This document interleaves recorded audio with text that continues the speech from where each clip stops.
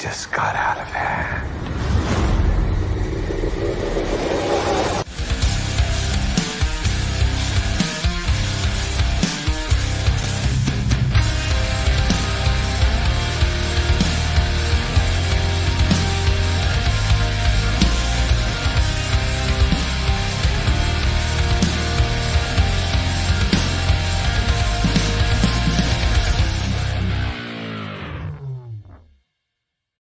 Out of hand, they have gotten, man. What a movie. What a week for comic book fans, moviegoers. Hype. How you doing? I'm all right. What's up, chat? What's up, PC? Yeah, well, allergy season kicked in, so, Yeah. it's that time of year. He's lying. It's just nobody wants to see his mug. Sorry. It's allergies. It's allergies. But yeah, big week. Okay. Sad news as well. George Perez. Man, I was gutted. Absolutely gutted. Yeah, man. Yeah. That's first Neil Yep. Neil Adams and then now, now. George Perez. It's a shitty it's been a shitty month. Agreed, 100%. But I actually, and I will do a reveal very shortly. I will be posting a video of a CGC batch that I'm getting back this week. But I actually got one book back that I sent to the Perez signing, and it came back in 9/8, which I'm super happy about. But it literally came back the day it happened, and I was like, no. So that one is staying with me forever. Yeah, Thoughts and prayers, and they go out to the Perez family, man. It's just, it sucks. But moving on, other news, tons of stuff going on, and we will get to the news segment as well. But we're gonna be talking Doctor Strange, and yeah, man. I was fortunate enough to watch it with this guy. Yeah. I was. So I was fortunate to watch the movie. Yeah, you can finish that sentence, Hyper. Yeah, with BC. Yeah, but unfortunately, there was one Kingpin I was not able to watch it with, and it was this beautiful man right here. Oh, shoot. Mr. Key Issue. Hey, sorry I'm late, boys. We said your name 3 times, so it worked. What were you chugging? That was some protein shake mixed with... Protein shake, baby. Jesus. Yeah, for the leg day, because... fuck leg day. Oh, it was leg day. What did you do, like 20 curls before you got on camera just to get the visual? What I do is I grip the bar really tight when I'm squatting, just to be like, "Hey guys, I still got arms, although this squat weight is really light." You're gonna need a permit for those very soon. Like, I don't know how you get there, but we'll try. Filters, Snapchat filters. You're gonna have to show me the way. But guys, tonight, unfortunately, Comic.Dood won't be with us. He's busy with work schedule and trolling within the chat, as you can see, which we love him so much. But Face also won't be here tonight, so Hype is, I guess, living in some kind of multiverse himself, because he seems to be taking, Face's gimmick here. But without the extreme cussing. Yeah, exactly. But we do have a little special guest, man. Multiverse brings in absolutely anybody, right? You never know what might happen, but a good friend of ours, a good friend of the channel, I consider him the watcher, because this guy tends to find absolutely anything and everything out in the wild. But guys, Marvel's in the house with us tonight. Talking. Good evening, everybody. What is up? ¿Qué pasó, amigo? You doing good? I'm doing good. Okay, so guys, we'll get into it rather quickly because there's a lot on deck for tonight's show. There's a ton of stuff, but before we say hi to the chat, I'm just curious because we were talking briefly about it. Everyone seems to be Siskel and Ebert nowadays. So I'm asking you guys in rotation, starting with this guy right here, Mr. Hyper. On 10, what are we giving the movie?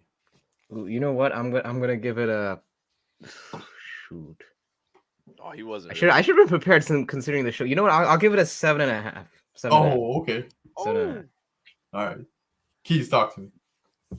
8.3. The hell? 1.4. You know what? Not too far off from mine. Yeah, I agree. What is it, like Marvel. BMI or something? Marvel, be honest with us. What did you think of the movie? It was a 9.2, white pages. Oh, of course. Now, I thought, you know what? I thought for what it was really good. I I gave it a higher rating, but then I kind of took it down once I kind of thought of it because I knew you would ask this question, and I'm like, you know what? Some of the dialogue is kind of hokey, so like 9.2. 9.92. that. Okay, I feel you. Yeah, I think an 8.59 is fair. 8.59 within that ballpark. But we're gonna dip into that, and we're gonna speak very detailed, break it down, and then we'll also discuss where the possibilities of this all playing out into, which I think we're all in agreement as to where this might be headed. Lots of news has been coming out, speculations and whatnot. But we'll say hi to the chat first. So, guys, this guy's been claiming gold everywhere he goes. Michael Baker's in the house. Man, he is on that. Yeah, man. Thanks for being here. Obviously, in the chat, not on the show. Look at Did you have work? Yeah, he's like supposed to be working, but no. In the chat, getting paid. Heroes in the house, man. How you doing? Bricks is in the house now. Bricks, we got to get you back on anytime you want. Let us know. I need him on. Yeah, Batmite. Thank you for being here. We got Lefteros. Been doing some cool things, man, on IG. If you haven't yet, go follow him up. Yep. Who else we got here? Oh, Wesley's in the house. He was guessing 7:07. What time did we start? With that 7:05, I think. Yeah, no, yeah, we went 7:05. Dude, I swear to God, we didn't see the time. I'm not kidding. But Pacino's in the house. Pacino, you too, man. Anytime you want to hop on, you're more than welcome. We have Sheena in the house. How you doing? I think first time in a wife. Yeah. Yeah, you're right. It might be. Actually, no, I feel like she was here for the giveaway. No, I saw her comment saying that she's catching this for the first time. Oh, there you go. There you go. Yeah. Well, thanks for being here, Sheena and Newbie. He killed it with Rocksteady last night. If you guys didn't, go catch the replay from yesterday's show. And I got his whatnot package today. So thank you, Newbie, for the Kami comics. Which issue? Oh, that thick one, bro. Jeez. I think it was Street Fighter 3, the Toronto Comic Con exclusive. So I'll show those on IG at some point when I connect the two covers. Sick. Tick tank. There you go. Uncanny Swags in the house, yo. Thank you for being here as well. This guy right here, look at him in the chat, on the panel, multitasking. RP's in the house. Who else we got here? Oh, here he is. Chris. Vancouver Comic Junkies in the house. Our boy Comic Oz is here. Man. J2 Ramirez. How's it going, bro? Grades. Yeah, buddy. Comic Chic, man. We still got a collab on that project, man. I'm not... Hit me up, please. But yeah, there she is. Sheena. And here we go. Okay, guys. Doctor Strange, you guys have given your grades now. Fair warning. I mean, it's in the title, guys. We're gonna break it down. If you haven't seen the movie yet. What was the grade you gave it? I said 8.5.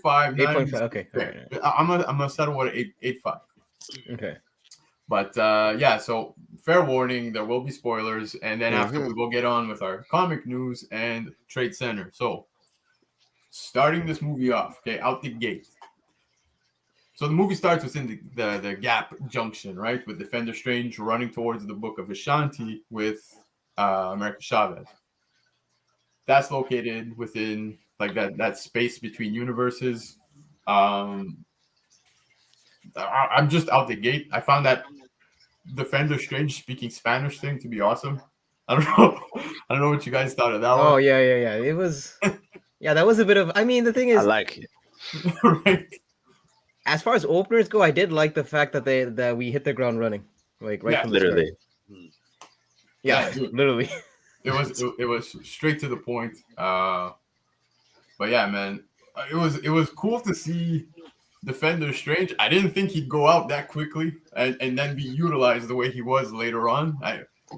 I mean, the trailers kind of gave that away, but did you guys expect that? Like, what did you think of that? I was. Oh, sorry, Marvel. You were saying? Like the whole body swap thing, or Oh yeah, we'll get to that later on what happens with him. But I didn't think he would die so quickly into the movie, like right at the beginning. Yeah, same. I kind of thought they would kind of all come together, like every version of Strange, to kind of subdue Wanda type of thing. So yeah, like that was quick. Yeah. Yeah, I mean, especially the way. I guess maybe I was looking into the trailer a bit too much, but I mean, the way it was kind of set up, I thought he was going to be playing bigger role than what he kind of ended up doing in the movie. So it was a bit of a surprise to kind of see him. I figured that okay, we saw him dead, but there must be a swerve. There's something that's coming that it's like one of those like magic tricks where he's really not dead, maybe, but no, he actually was dead. Yeah.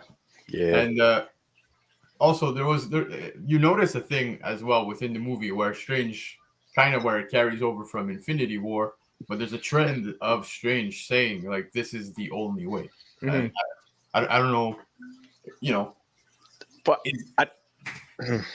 go ahead. I just want to say, man, every Strange, anytime he says it's the only way or tries to make a big play, it's always selfish, man. The man always lives, except for Defender Strange. The one Strange that made that team play by sacrificing himself got done the dirtiest of them all. Yo, right all out the the other gate. ones are like, selfish power. The only reason our Strange did the move he did was because, well, he knew he was coming back. So, but yeah, man, it was. It's true. You make a great point, right? He just got fucking axed right out the gate. Yeah. But yeah, man. So, like I was saying, the common trend of him always saying that this is the only way. You see it amongst other Stranges as well. But fast forwarding to talk about Wanda, the scene, and I know Marvel, we were speaking within the group chat amongst all of us, but yeah. Oh, I see another book right behind there, bro. What we talk? Oh, yeah. Hey. Okay, we'll talk about that one later. Hey. Yeah, if you guys missed it, just rewind a little bit. But yeah, so we were talking amongst ourselves, and we were saying how that scene where Wanda is, in that open field, with all the pretty trees and stuff like that. Strange shows up, and then wait. Can you just rewind just a bit before that? Sure. I'll just make a comment about this because this was a character I was actually looking forward to seeing in the movie, and the way they done him dirty, I was a bit upset. Most people might not care, but Shumagorat, the way he kind of went out in the first 10 minutes, if you know the character Shumagorat, he's supposed to be a lot more powerful, and he's essentially supposed to be immortal almost. Yep. So the way he kind of just got pierced through the eye, and that was it. That was all. I was expecting a bit more. So yeah. I was a bit let down by that. Did they name drop him? I can't remember. Was the character name dropped, or was it just a demon chasing? Oh no, wasn't that supposed to be Shumagorat? I'm just saying there could be another one. I'm just saying. No, I thought it was Gargantos because of the Conan trademark, but I think it was like a Lego toy set who called them out by name. Damn. Yeah, it's true. You're right. There was a Lego toy set. But regardless of the fact, and I just want to say hi to Luck E. But the way that Strange, the character dies was pretty badass. Like with the eye ripping out, that was cool. Fatality, man. Yeah, it had total Mortal Kombat. Yeah. But speaking of which, how the death was pretty intense. What's your take, guys, about on Sam Raimi within this movie? I think he was the perfect choice, to be honest. Brilliant, loved it. Yeah. I mean, they obviously set out to go for that horror vibe. Obviously, within reason, they couldn't go full on horror considering they want to keep it in that PG limit. So I thought within the parameters, he did his job in terms of making it horror-esque. Yeah. No, he did, man. And even there was, we'll get into it eventually, but there was like some corniness too, right? And some callbacks to some previous movies, but it was so well executed, in my opinion. I know some people were not fans of the way they went with the movie, but I thought it was very well suited and fitting for, especially, the setting of everything going on. People have come out saying, and we're going to speak shortly about the rating and stuff like that, but a lot of people are also saying, it's not really classified as a horror movie, right? And this is Marvel's, I guess, way of easing into that genre. But like if you go on, because we use Cineplex here in Canada, Cinema Guzzo, we use AMC and all that stuff, and when you go see the genres of the movie, it's not labeled horror. But so what do you guys think? Did you guys like it fitting for that genre? Well, I mean, I could see it obviously not being typecast as horror because when parents, I mean, by the way, this is not a movie that I recommend for young kids to see, but I would assume that when they see horror genre, it might kind of shun people away that have the younger audience to bring in. So I figure it's more of like a marketing thing where they want to make sure that, like I said, it has horror elements, but they don't want to make it full on horror so that it kind of deters people from seeing it. Yeah. But like I said, I thought from what was like this is the most, I guess, horror-esque we've seen of any Marvel property. And if we're counting TV shows, maybe Moon Knight is kind of in that same realm. Right? Yeah, and Moon Knight 2 wrapped up, which we'll discuss right after this. But yeah, so like I was saying, back to the scene with Wanda in the field. Now, I thought that was absolutely amazing. You see Wanda is in the field, and then she happens to name drop Chavez, unveiling that everything was pretty much an illusion, and Wanda's been possessed by the Darkhold. Mm-hmm. Now, first off, I just want to say that the Scarlet Witch suit was incredible in the movie. Like, yeah, it's come a long way. She looked great. Her character development within the MCU has been great. I really like how they portrayed the Scarlet Witch. I don't know what you guys thought of it. Was it too corny? Was it too whatever? The costume, you mean? Yeah, costume and even the character, like how far she's come since debuting in Age of Ultron, right? Well, we're not gonna count the post-credit scene, but you get what I'm saying. Yeah, But they definitely stepped up the production budget. Like all the costumes look great. I mean, getting into later characters who they're going for more common accurate. Like even when you watch Thor, like they're brilliant. Like I love them. Yeah. No, the new Thor costumes look sick too. The thing is, it's a good call that they didn't fall back on that Russian accent that she had in Age of Ultron. So had she been, because I heard rumors that could have been the case.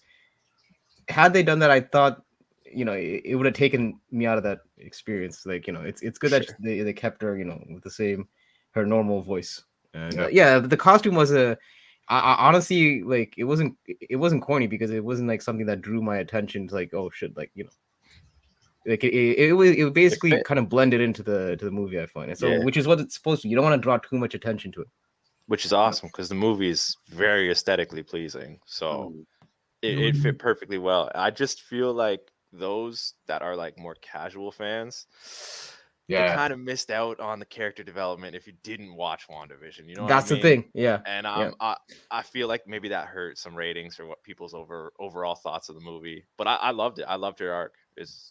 She did great. She nailed that role. No, you're spot on with that, man. Like if you did skip out on the Disney series, then yeah, you might be a little bit confused as to what's going on. But yeah, no, the development of Wanda, the arc, and it all comes to a close within this movie. That's something they did very well. There was a lot of closure, and a lot of doors open up towards obviously at the end of the movie, which we'll talk about. But speaking of Wanda going, AWOL, the Battle of Kamartaj, bro. That was great. I loved it. I just like when she makes her way in, you feel the presence within the movie, and when they put up the little field, the barrier, and she just creeps right through, and she's like, yeah, dude, very well done. That's what I'm saying. Is like there's key moments within the movie it's dope. You know what I mean? Like I'm gonna look back at those scenes even when I go back to rewatch it, which hopefully is gonna be soon.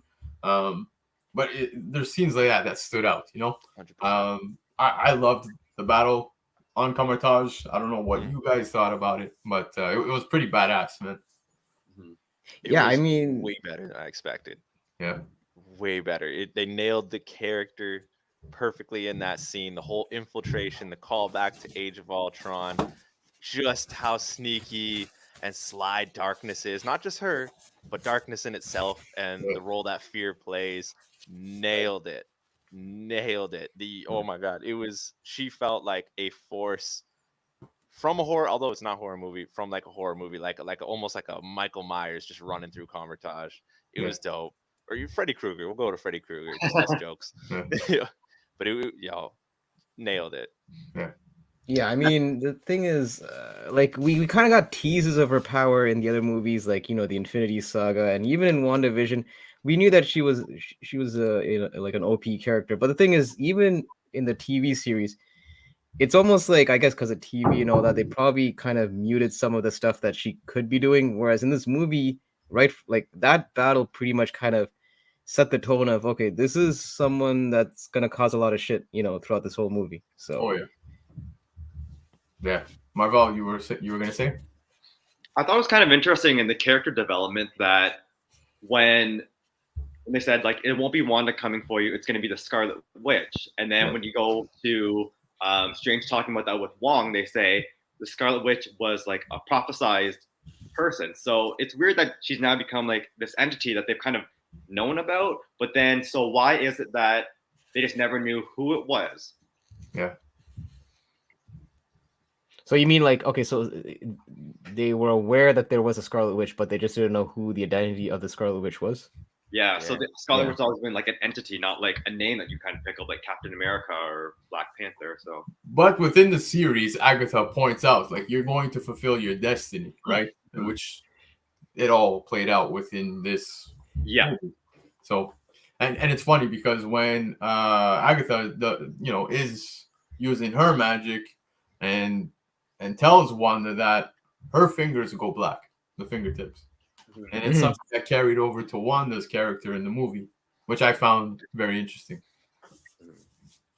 Oh, I didn't pick up. I mean, I saw the black finger. I didn't pick up on the nod back to the TV series regarding that. But yeah. But Keys, your mic is beautiful. Don't you worry. Thanks. Oh, wow. Thanks, man. But okay, so yes, Battle of Comertage. Then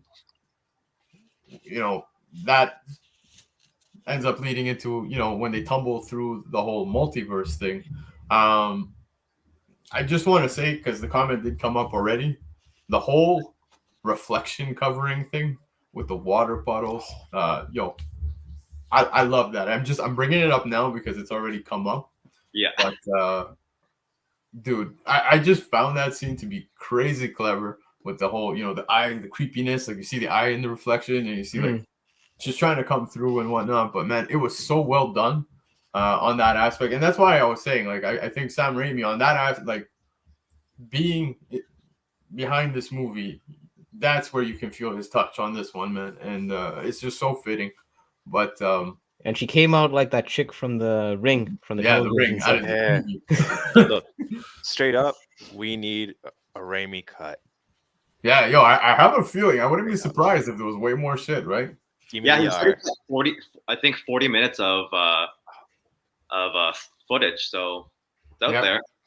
Yeah, well, I would love to see that, but yeah, man, that was a one scene that just, oh man, I absolutely loved it, coming through all those reflections. But yeah, so they tumble through the multiverse, right? Chavez opens up, and it's kind of funny, like the whole I get scared and then boom, we end up in another place. I found that to be interesting. But yeah, so they're tumbling through the multiverses, and I just think it's awesome how first we see it was the Living Tribunal, but on separate, like it wasn't Living Tribunal as one, right? So I had no idea what that meant. If anyone knows, let me know. But there was one universe, like in the multiverse, you see like there's bees. Now I don't know what that was referencing, other than we saw America Chavez's origin story, right? And when she got scared and lost her parents, it was a bee, right? So I don't know if that was intentional or not, or they just said, fuck it, we're going to throw in a bee universe. But yeah, so there was that one. There was the underwater one. There was one that the was Super Mario Paint one. Yeah, the Super Mario Paint one. Okay. Splatoon. Chavez says that she got stuck there too, right? And they couldn't find food there. Like it was difficult to eat. Yeah. But there was also the one with the dinosaur. Now, I know that a lot of people were referencing the Savage Lands when they saw that. So, interesting as a theory, I guess. What do you guys think? Jurassic Park crossover. Yeah.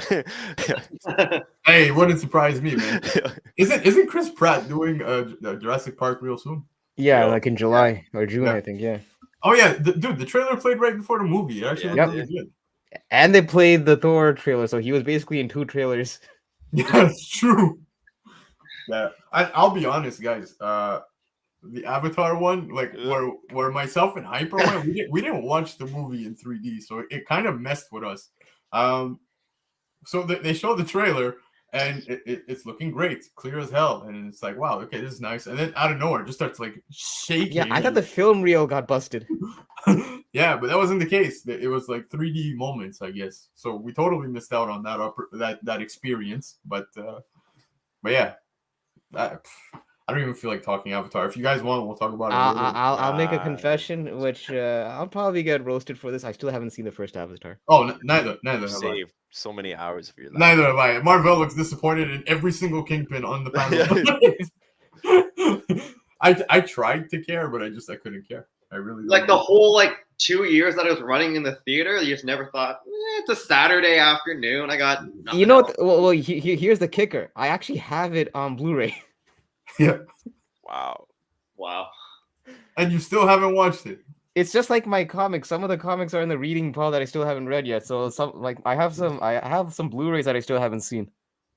Jesus, are you one of those that like you collect them, you don't watch them, you're like, oh, I just want to have the physical copy, and you put it away? Well, this is before the age of streaming services and all that, right? So Fair. Yeah. Fair. Yeah, but okay, because the chat's getting ahead. I'm seeing some comments here, so I don't want to. Yeah, they're way ahead. Yeah, I don't want to bring them up, but we're gonna get to all these points, guys. I promise you. So, like I said, there was the dinosaur Savage Land looking place that everybody's been specking is the Savage Land. Then there was the animated universe where you see him and Chavez, and it didn't look anything at all like any animation that we've seen from Marvel, right? Like I was trying to like connect what universe that may have been, but I wasn't catching it. What else was there? The one that looked like the noir films was Like the 1920s kind of look. Yeah, exactly. And if you look in the background, you saw like all the cars were like from the 30s and stuff. So I was like, oh, okay, this is cool. I didn't know if that was a reference to something that we might get, but because I mean, technically, if you go back, wouldn't that be like Cap's era? Yeah, just shooting ideas. But yeah, man. Then there was the universe where they shatter into like kind of like cubes where kind of resembled the House of M variant, right? Oh yeah. That 1 in 10, or even like when Thanos kind of what he did to Drax in Infinity War. Oh yeah. Yeah. And then there was a few others. I can't remember them all, but then they end up in Dimension 838, which I don't know. It was very green. It's just 616, but you add 2 to each number. Right? Whoop-de-doo. Whoop-de-doo, man. A lot of forethought in that. Yeah. But the majority of this movie takes place within this universe, and what was interesting was this is the universe where people don't go on green. They stop and they go on red, and that would totally mess with me too. I probably survived like 10 minutes in that universe. I'd get hit by a bus or something. But yeah, man. So then they end up at the Sanctum, and the statue outside has a memorial to Doctor Strange, who died to save the universe versus Thanos, which we later come to understand what really took place. Yeah, it wasn't what it seemed.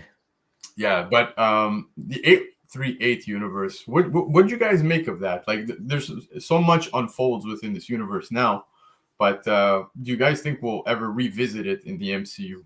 Okay, so this is one of the things that one of my sticking points of the movie right off the bat. When they introduced Mordo, because that's the first character that one of the major characters that we see in this universe. It feels like, yeah, clearly this guy doesn't know about the 616 backstory about how when we left off with Doctor Strange #1. He had a bit of vendetta, and they basically swept all that under the rug. And then this Mordo is a completely different guy. That's one of the things I didn't really like about the movie, because Mordo I found was just a bit of an afterthought. Yeah. So yeah, he just It just felt like for a Doctor Strange movie, they didn't really kind of tie in any of the stuff from the previous Doctor Strange. Like they didn't like resolve some stuff, like some loose threads. What a bargain! No, the whole thing with like will his get vendetta with Mordo, that it just felt like, I feel like maybe that was there could have been more that was fleshed out in possibly this Raimi cut that we're talking about. Well, Because dude, they do play on it. You know what I mean? Because they really put emphasis on this being a different universe Mortal, right? So it was irrelevant. And Strange did tease it somewhat to see if it would trigger him, but then he knew him as a character, and that kind of worked when he was being, presented in front of the Illuminati. it just felt like a bit of a cop out to me, just because it's like, okay, like you end off the first movie in the end credit where he's basically, taking back the healing touch or whatever from the guy that, that crippled guy at the end credit. Yeah. And then you were kind of setting up that, okay, he's going to be like one of the main antagonists for this Strange movie.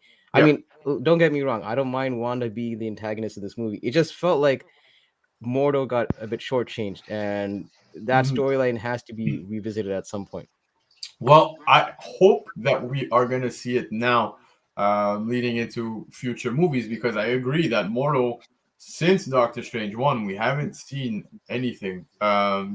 And we know how that ended off, right, guys? Like, he walked away, and he's like, I can't support any of this, and that was it, right? Yeah. I felt, and I totally agree with you on this end, where that could have tied into this, and it was a missed opportunity. I'm not going to lie on that one. But we got, I guess, a different version of Mortal, which I kind of find odd. I just would have preferred the route that you said. So, but I think in this sense, it kind of makes sense for the film, because, like, how much time do we really spend in the 616 world, or diving off into something different that isn't based on Wanda? So I feel like that's probably going to be teased in, kind of wrapped up in the third movie or something like that. Yeah. I mean, I agree with you guys, but yeah, I think in this sense where it's kind of just the flip that they're brothers now, it kind of made sense for the film to work out. Oh, okay, I know we're kind of jumping ahead, so I'm not going to speak too much on it.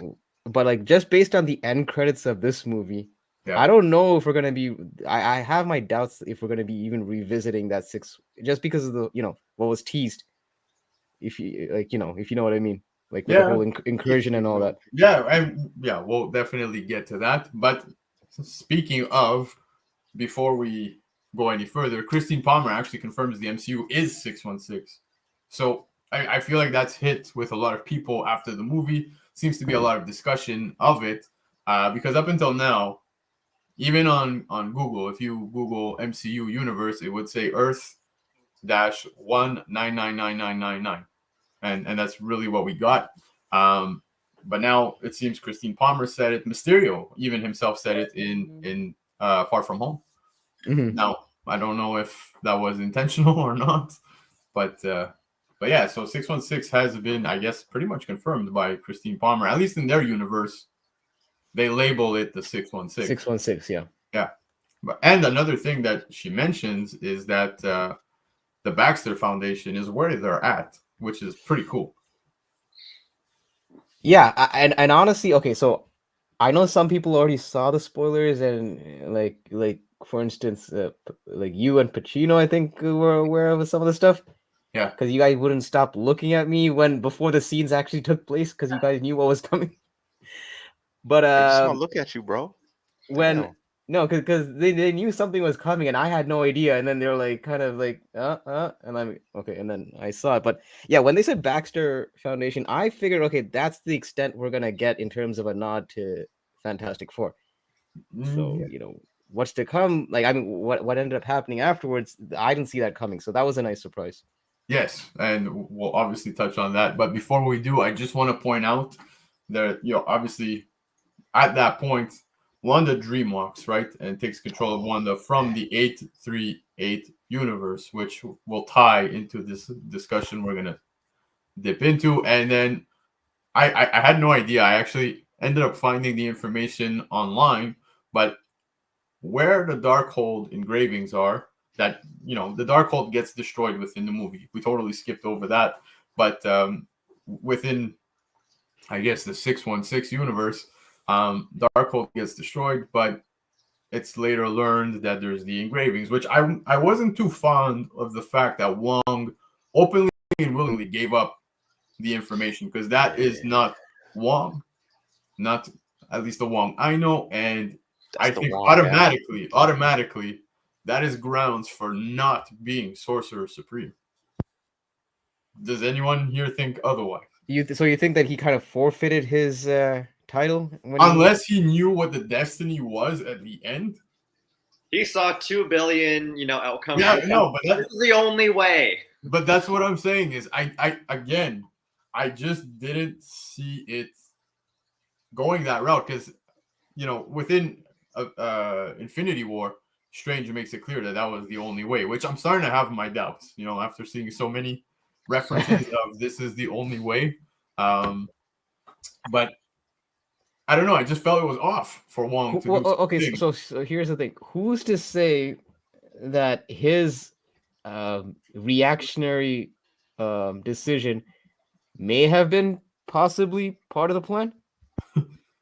But that's what I'm getting at, is it did not seem like Wong, right? And they didn't point out that, hey, Wong, like, this is the only way type thing, like, it was strange. And that's not a pun. It was very weird to see Wong do such a thing. I was like, really? Did he just, give it up? Like, I don't understand so quickly.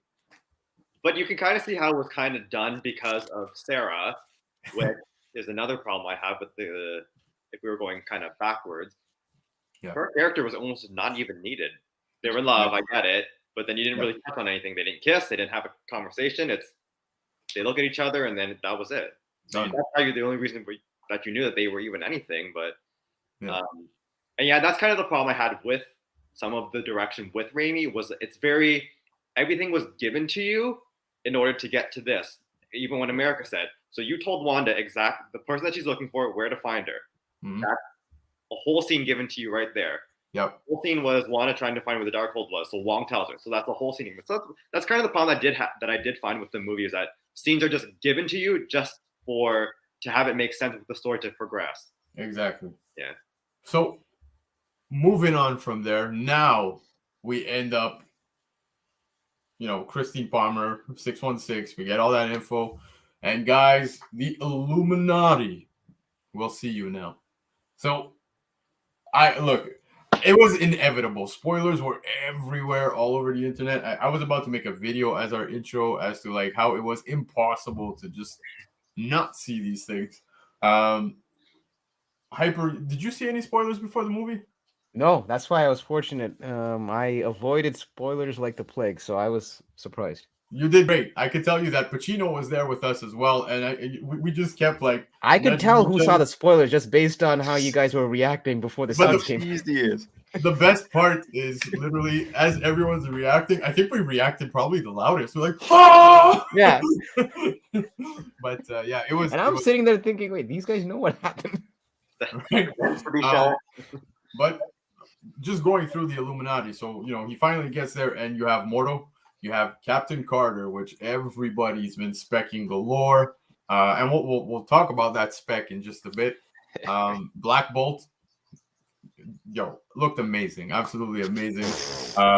Maria Rambo, that looked amazing. Oh no, I thought, but wasn't that supposed to be Tom Cruise? But no, it wasn't Tom Cruise. That is Tom Cruise. That's Superior Iron Man. Everybody told me that. What is it? Coma, what? Is this Tropic Thunder all over again? Yo. pretty much. But Professor X rolling out in his OG yellow glider. Hovering out, bro. I loved it. Playing the X-Men theme on Spotify. Yeah. And I absolutely loved it. And then you get Reed Richards, who actually portals in, which was absolutely sick. Like, I guess, within that universe, Fantastic Four is so advanced. But man, so Reed put emphasis within the discussion of a possible incursion with him being there, Doctor Strange, but we'll talk about that. Mm-hmm. Now, naming these characters, Mordo, Captain Carter, Black Bolt, Maria Rambeau, Professor X, Reed Richards. In the trailer, you see three chairs, one in the middle. People were, they were specking on who's that seventh. Obviously, I assume it was Doctor Strange. That's what we pretty much learned within the movie, right? Like he was there. He was part of So, what's your take on that? Was it Doctor Strange? Because I didn't get clarity on that. It felt like that's what they were saying. How he ended up getting axed off, which we'll discuss as well. But I wonder, because you mentioned, Marvel, how there was that 40 minutes of cut time. But do you think they had plans for Black Panther there? I remember everybody saying that there was supposed to be Black Panther. I think maybe that's where the cut comes from. Maybe they did have a Black Panther, but because of obviously what happened with Chadwick, then they kind of had to rethink what would rethink that whole idea. So could be. Keys, Hyper, what are your thoughts? I'm thinking it was Doctor Strange's chair, man. Like, yeah, from the jump. Yeah? And I just want to shout out to Comic.Dood, man. Name another line, okay? Every character had a call back to a movie that they came from. Name another line that Black Bolt says in any incarnation on film. I dare you. You can't. So shut the hell up, yo. Very true. Very true. But yes, I think of the lines that get callbacks, Professor X's was the best. That was the strongest. Yeah, like it hit. And I literally just look at the boys. My brother was sitting next to me. I'm like, wow. And I don't think he knew what was going on, but I was like, wow. Like, it just hit. I tapped my buddy. I was like, hey, you know that line, bro? Yep. He just gave me that look. I'm like, yeah. It was beautiful. But yes, so like I was saying, we ended up getting what's his name? Reed, talking about possible incursions, which right out the gate, when they start talking possible incursions, everyone, at least myself, we were looking at each other and we're like, yo, and Pacino was next to me, and I literally look at him like, Secret Wars. And like I said, we'll talk more about that in a bit, but immediately, and the Hickman run stands out probably the most out of everything. But yeah, like I said, we'll speak about that towards the end of this, which we're almost there. But one thing that stood out with Richards was he later says, like, I have children of my own, meaning Franklin and Valeria. And I was like, oh, shit. So they still exist. Now, unfortunately, and we'll discuss it, some event happens where people don't survive. But does that, that means that within that universe, those two characters still exist. That's all I'm saying. Yes, but okay. So I heard another theory how possibly, like, because the thing is, I think we could all agree, like, these characters were teased in terms of like somehow being brought in through another universe. Like, even though like Reed Richards was killed in this universe, there's no way they're not going to bring him back as Reed Richards in some shape or form. So one theory I heard was that maybe the Reed Richards we're going to get is pre-Franklin and Valeria. Yeah. Like, in his younger, so just because he mentioned the two kids, who's to say that they're going to actually be part of that Fantastic Four package when they actually do come for the first time in actual continuity? Yeah, no, you're not wrong. I was the one that cheered when they died. Yeah, yo, but 100%, man, and it kind of felt like I want to say Civil War. When I went to watch Civil War and you saw some characters show up, like Spidey, man, the ovation, same thing with Reed. I think that was the exact same feels. But yes, okay, so you said it, and hold on, AOA, yo, trust me, we acknowledge the guy he needs a permit, bro. Yeah. Man needs a permit. But yeah, okay. So the fights break out. Wanda chimes in, looking evil as hell, and with the oil on her. Right? With those Ultron bots. Yo, okay. For those Ultron bots, do you guys think that in that universe it was Hank Pym? Or like, I don't think it was Stark. I don't know. Maybe it could be Stark Tech, who knows? But it was interesting to see those bots, and I'm curious within the Baxter Foundation, was it someone else? Was it Reed who made those? There's tons of possibilities, but I wish we could spend more time in the 838. I'm curious to know what ended up happening with all these other characters, right? It sounds like a pretty bleak place already with all these with everything that just happened. But yes, speaking of the characters from that universe, not many are going to be making it out after this, right? Black Bolt, man, I think his death was the most insane. Black Bolt, here you are. There you go. Exeunt. Yeah, Wanda thought that she was like Agent Smith from the Matrix. Dude, it was wild. Wild. So, yeah, he just screams his head off. And if you guys saw the movie just a bit before that, we saw what happened with Doctor Strange, with the I'm sorry. And that's how Doctor Strange of that universe goes out. But Black Bolt's death, man, when she just covers the mouth, head pops. I was like, whoa. It was pretty insane. Two thumbs up. Yeah, dude, I absolutely love that. And then who was it that died right after? It was it was Reed himself. She turned them into those fucking cheese strings that my kid eats. A plate of linguine.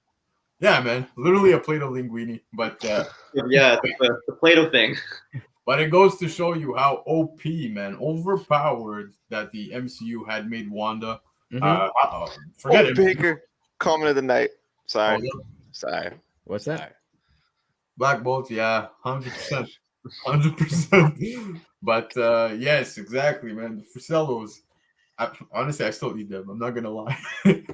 But so, yeah, Black Bolt goes out. Now, goes to show you how, overpowered Wanda is. Literally destroys Reed Richards like absolutely nothing. Mm-hmm. So here we go. You see, like, just beforehand, it killed Thanos, clearly something similar to what happened, I guess, within Infinity War, but Doctor Strange obviously going the extra mile, Darkhold, and all of that nonsense. But I don't know, man. What did you guys think of how they made Reed look so weak?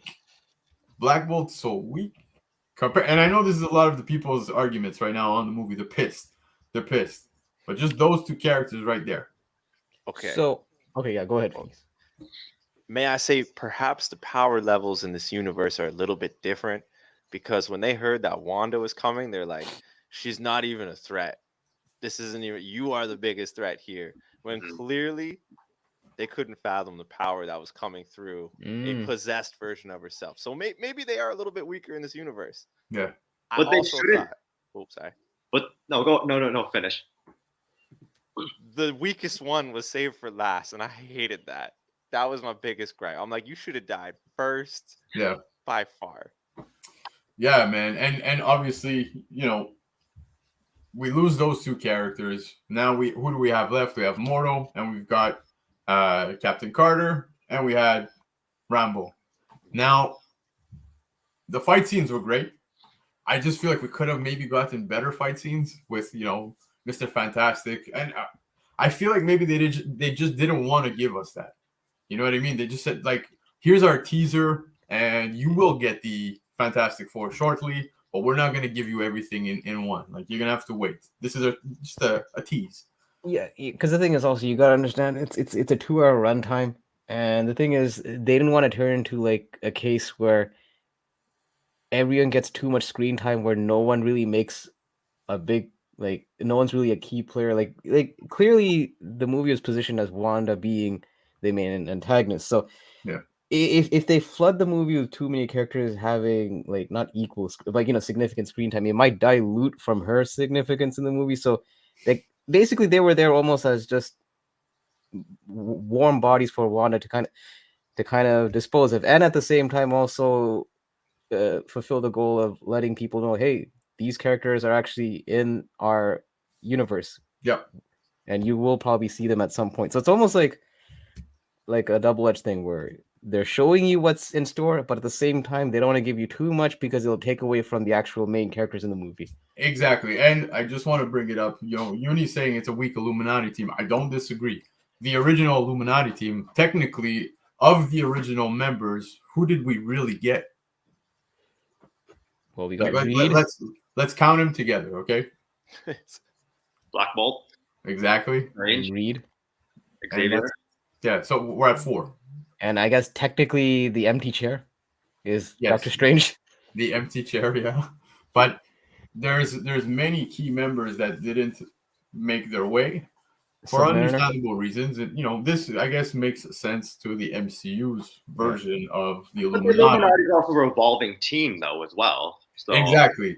Like in the comics, they even ask T'Challa if he would be part of it, in which he refuses. But I look. Did I think it was a great team? No, obviously not. I mean, they got annihilated by Wanda in literally just a couple minutes. It was intense. I do hope to see an Illuminati team again in the future, but do you guys think we'll get one? No. Only because the thing is, I can't see Marvel doing that thing where they're gonna go back to the same well, especially when they've decisively, beat the piss out of this Illuminati. It's almost like I get it. It could be just a different version of Illuminati, but it's almost like you already took the only version of the Illuminati we've already seen. You took their credibility away. So It's almost like, and there's other storylines that they could explore. I feel like the Illuminati is one of those things. It was just there as a placeholder for other things to come. Yep. So spec value on that new Avengers. Agreed? I'm still selling. So Oh, okay. My bad. My bad. Listen, the Illuminati in the comics is always like a cool group.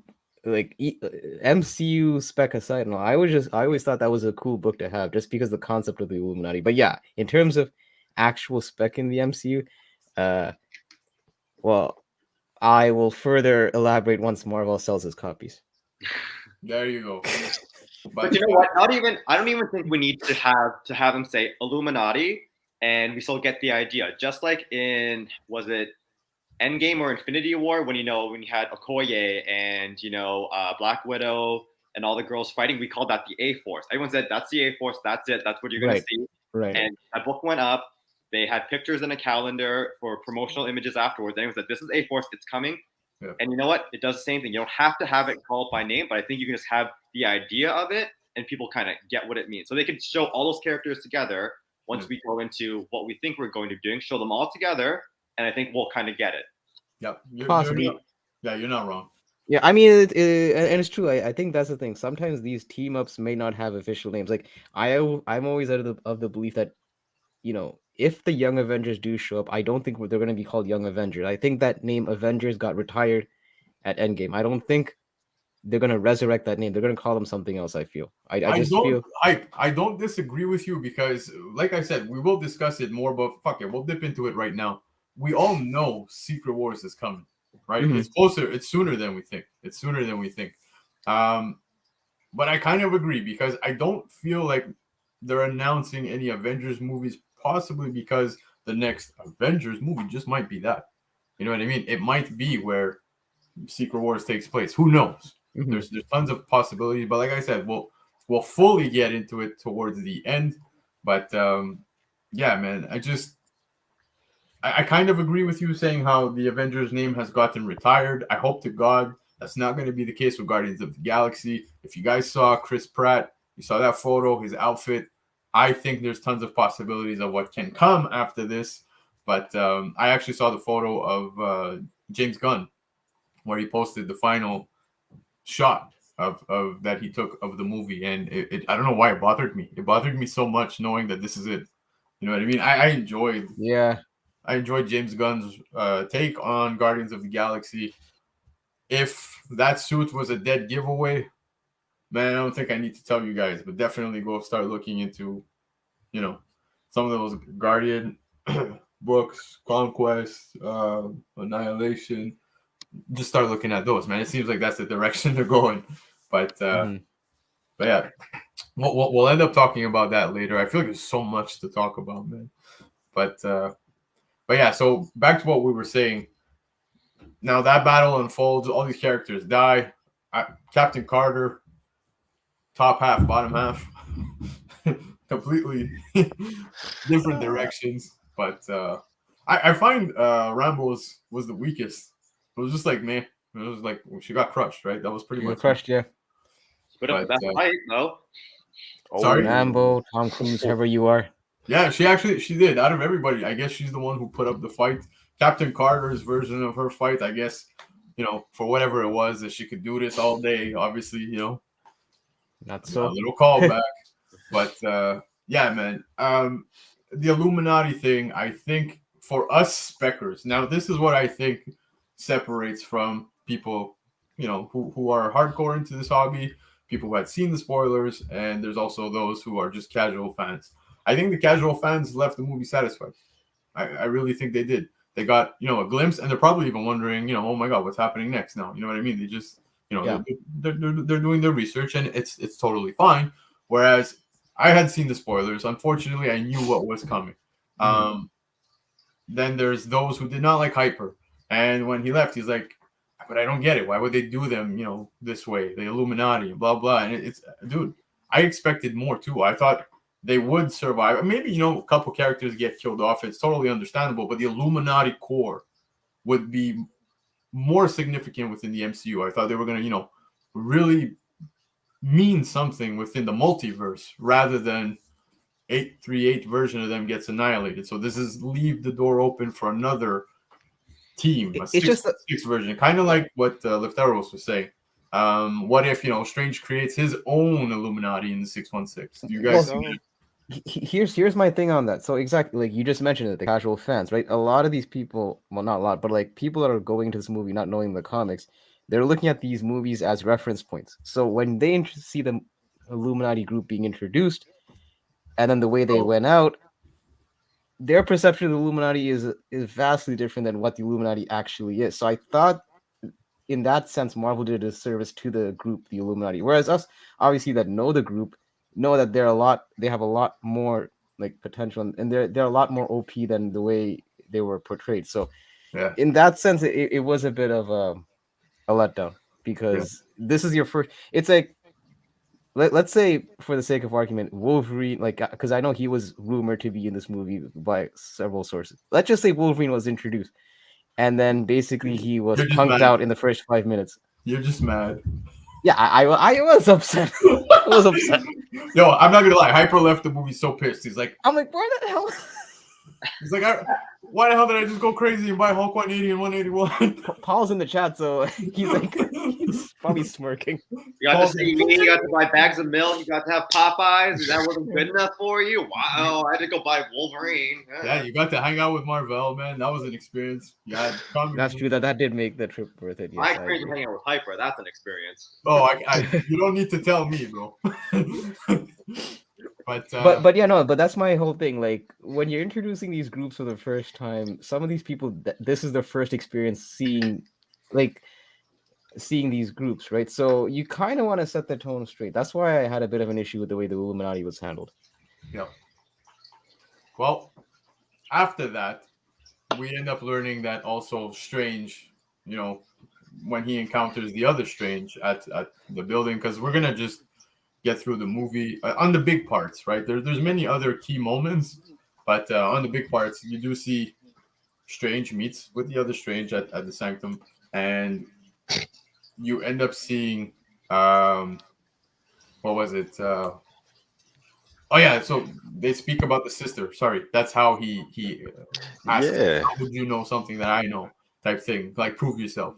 And they mentioned his sister falling through the ice, and that's where she died. And I thought that was awesome because, from what I recall, that's pretty much what happens as well within the comics.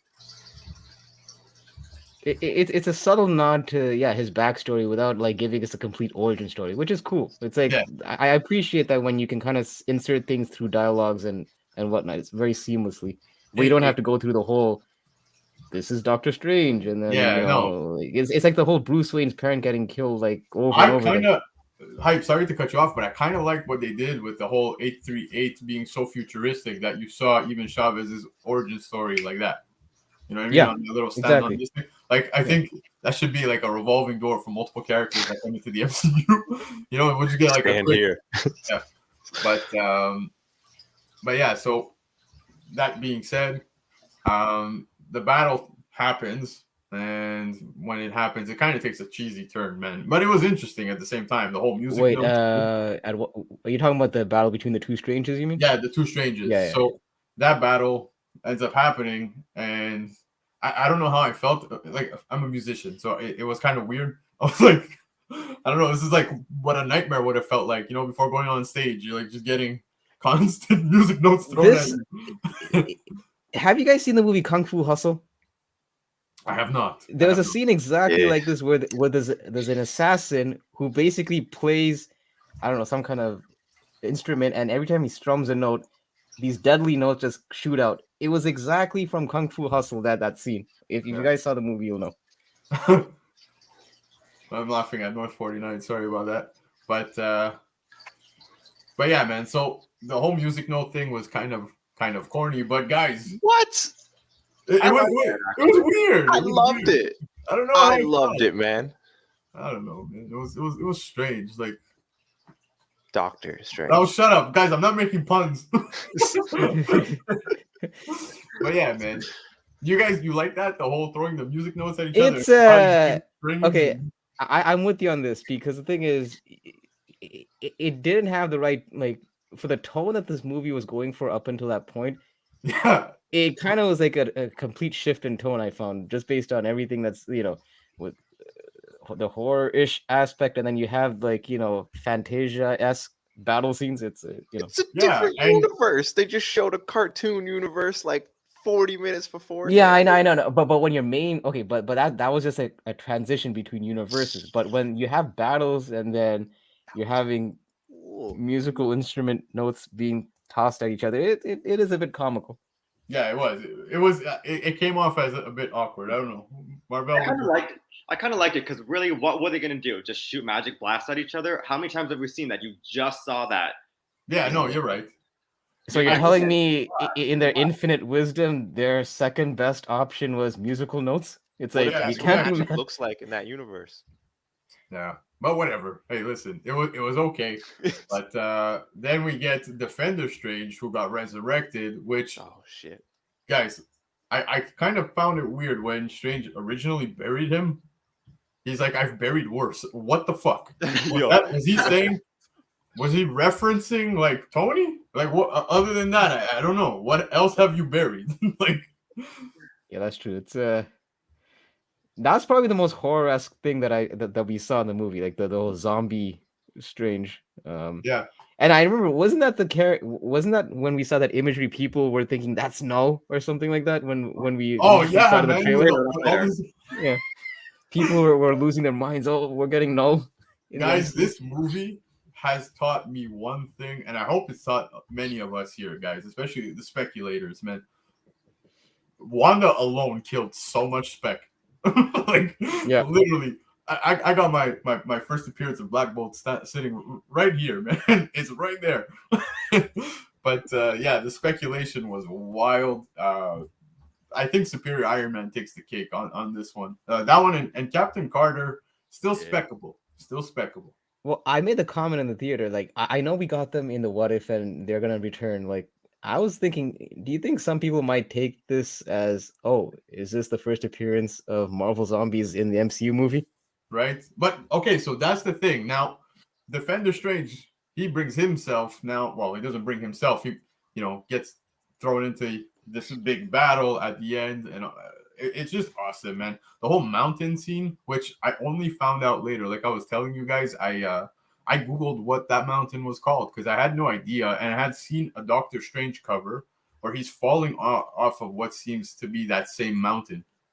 So I don't know if you guys have ever seen that. It's in one of the more recent runs. I can't remember exactly which one.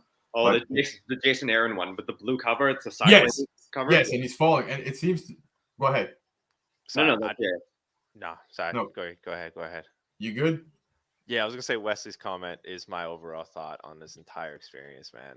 I feel like a lot of butthurt people kind of shit on the movie because their spec didn't work out, and I feel like spec shouldn't kill the enjoyment of a movie. That's why I like to be that in between casual, not really, invest too much, still enjoy the movie, laugh when Black Bolt dies. That's exactly why I enjoyed it. Say what? Exactly. So going into it as a just a regular moviegoer, I think it's a good movie. I do. If you were speculating, you got burned. It's okay to be sour. I totally get it. That's what Keys is saying. But yeah, so that's what I was leading towards, and Wesley got to it. Wondagore. I had no idea it was called Wondagore. It was just cool because Wanda. There you go. But yeah. So Defender Strange. I think that was so well done. Actually, I prefer him in this zombie style. I thought it was so cool. But Shaun yeah, of the Dead. That I found was cheesy when he was having the whole conversation with America.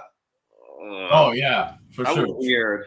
For sure. That I don't Wait, disagree with you. Like, we can get past the musical notes, but it's the zombies that kind of. That's the killer. That's make or break. There you go. That's why it's a 9.2. But so finally, what really leads to Wanda being defeated is Wanda defeats Wanda because she finally, Chavez like pretty much punches her to what looked like hell at that point, right? She was about to fall through hell, and then she ends up, making her way to the living room of that universe's Wanda, and that's where the kids get mortified, like they're completely scared, and Wanda, the mom, Wanda, even she seemed, like holy cow, what the heck. But yeah, so it seems that that's pretty much what defeated Wanda. It was, seeing her kids mortified like that. Understandable, right? But- and then she. Go ahead. Do you think that it was only for the sake of the movie that she only went to the same reality where Tommy and Billy existed, that there's only one reality where they exist? Or do you think it's just for the sake of the movie, she goes back to find those exact ones? Wait, but She hold on. She goes Does- within the 838 simply because that's where they were, right? So that's where they can, like, she could she possessed that Wanda.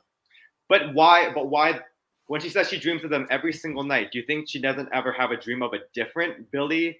And Well, that's the thing, because doesn't she reference in the beginning of the movie how every other universe has her with her kids? So it's not just the 838 then, right? Yeah. If No, we're- let's- exactly. There's multiple, so it does get pretty much. did they say that? Yeah, it's almost it's almost to say as if the 616 Wanda is the only one that's childless from her dialogue. Yo, but you just nailed it. It's true. It was Mother's Day weekend. I didn't even put that together. But you know man.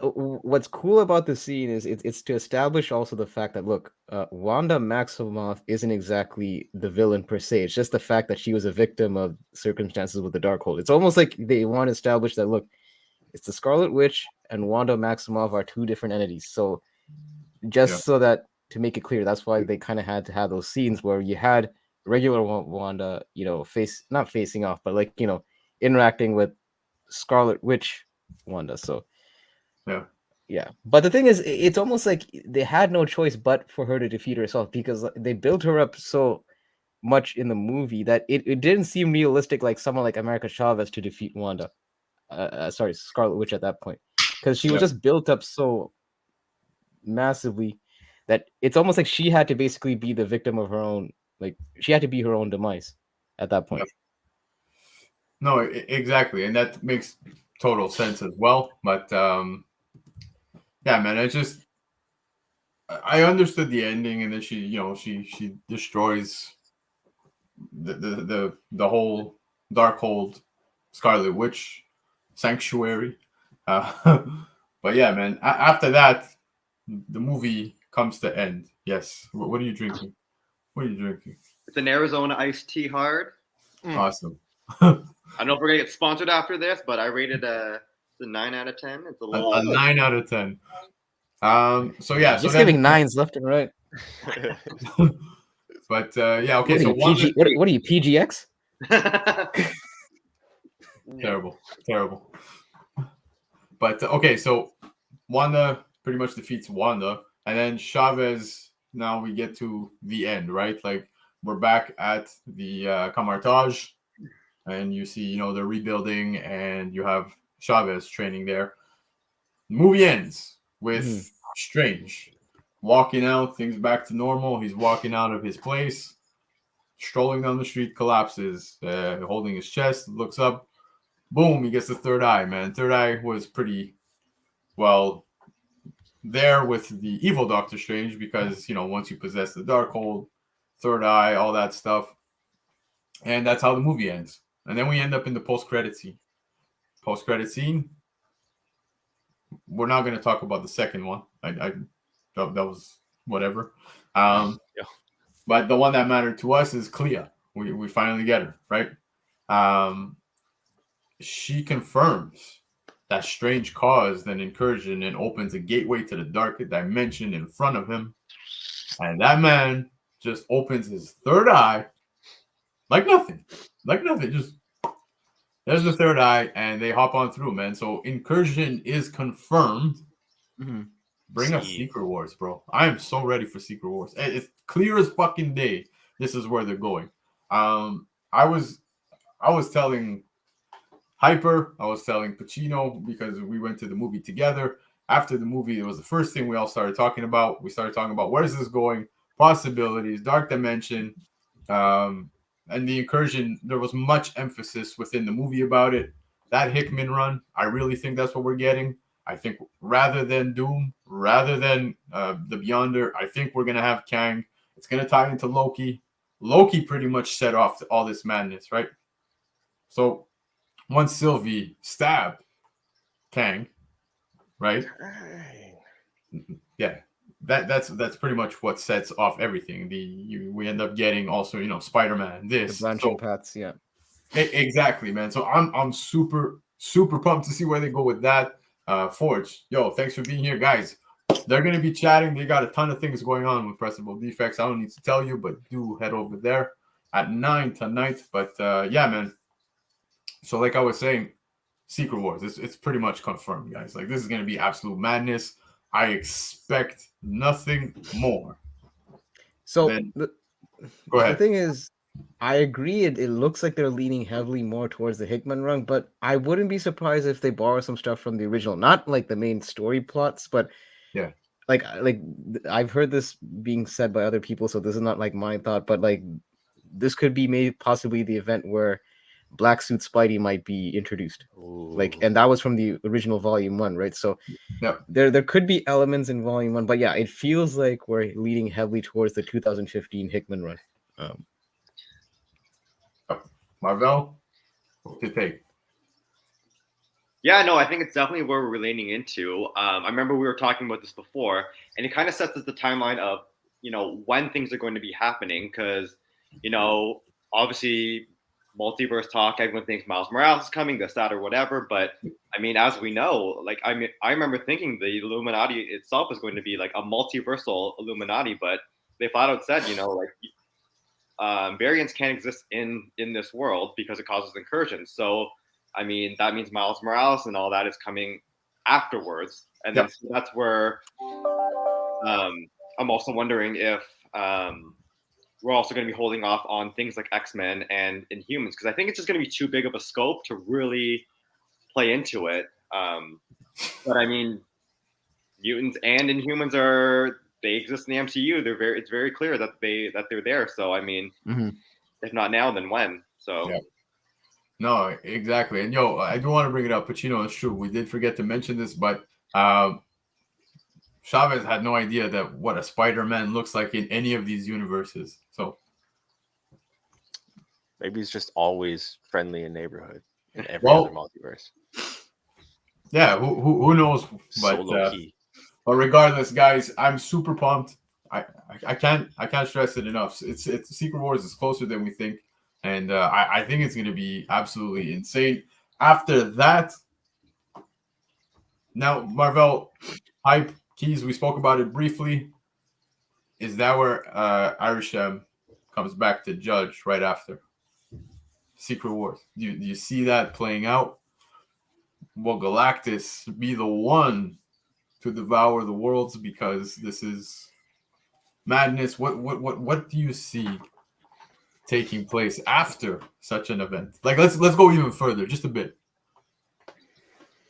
Because we were talking about this too, how we think the third movie is going to play out, and I had a thought, the two worlds are going to have to exist. Miles Morales is the big factor of two worlds existing now. So what Doctor Strange leads itself into, does that kind of set up Secret Wars? Is that after? type of thing. But yeah, I mean, Galactus coming, but when is FF supposed to be? 2024, is it not? I don't Yeah, think is it? I think it's go ahead, Hype. Go ahead. No, did they even have a concrete date for FF?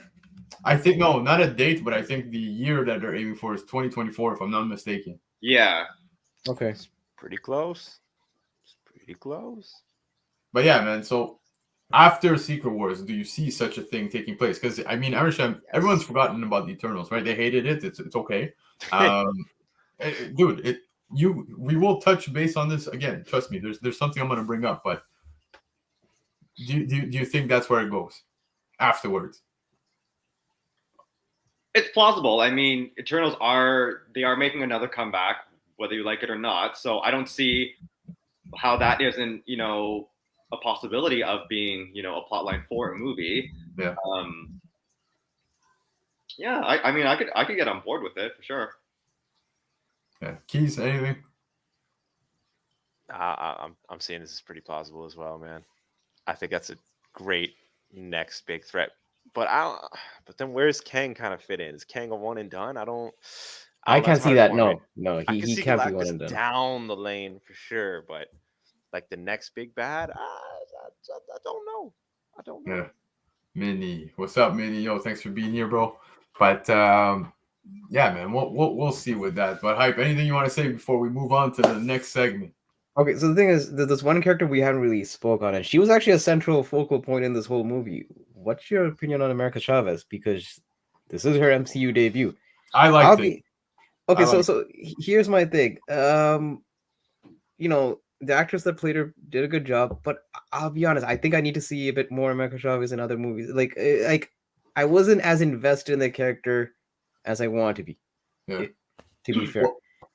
But before we go further, there was one more Kingpin who was dead set on getting his opinion on this movie heard tonight, even though he couldn't be here. So, guys, it is pre-recorded. The man's heated. I don't know. Let me know what you guys think as well. But here we go. Comic.Dood, what'd you think? My review on Doctor Strange Multiverse of Madness. When you're running from Wanda in the tunnels and you start closing all those fucking doors, don't wait. Run.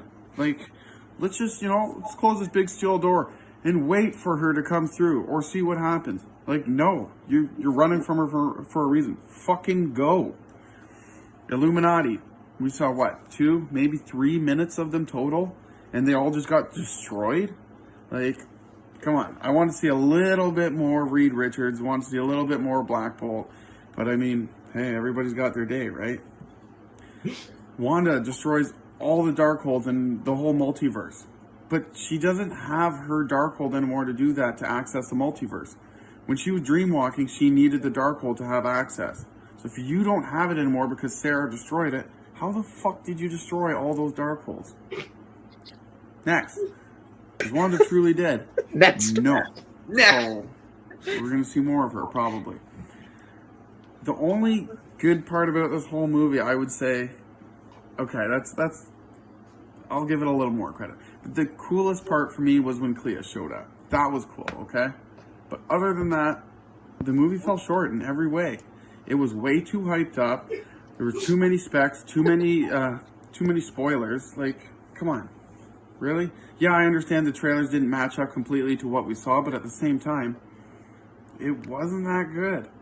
So you don't say. Out of 10, I'm going to have to give it a 6 out of 10, guys. So, hate on me if you wish, but that's my rating. I'll say this much. I think of all the months in the Kingpins, that's the most he's spoken cumulatively. That pissed. segment alone probably. He was pissed. But guys, I'm dropping it in the chat for those of you who have us on mute or whatever. Just so you know, spoiler chat is done. We are done. So guys, that was it. I really enjoyed the movie. I agree. 8.5 is where I stand. We all gave our grades, like we're Siskel and Ebert. Like I said, everybody's become a grader nowadays. But yeah, like I said, the thing is, I gave it a 7.5, not because like 7.5 might seem like a bad grade. It's a good movie, all right. But the thing is, having seen previous MCU movies, I have certain expectations at this point when I walk into a Marvel movie, and this is not so much from the spec side because I wasn't even invested on the spec side of things. It was just from the catalog of Marvel movies that we've seen before. They've basically put themselves at a certain standard. Yeah. I just felt that it could have been done better. That's all. Got it. But let's not talk any further about it because now we've invited people back, right? So that being said, we're moving on to the next segment, guys. It's the news. Hey, man! Nowhere close to an actual news network. That's right. Nowhere close. But hey, there's still some good things that have come out. We try our best. Guys, get your papers ready because we are talking news. I hope you have your notes and your papers. Come on. This guy only brings guns. So everywhere he goes. Prepare. Oh, there he is. There he is. But all right, so we're going to the news now. Just a few things to bring up. Blakk, damn! Look at him, bro. Look at him. He's small. Right? Keys, you thought you had guns. Nah, he wants to be Keys. Yeah, maybe. Yes. Maybe he does. But yeah, man, The Rock, man, look at him. He dropped a full suit photo on IG today and on social media. And yeah, man, I'm pumped for this movie. Now, I gotta say, this guy also does not skip leg day. I can tell you Keys' legs are nowhere close to that. But how can you be so sure? oh,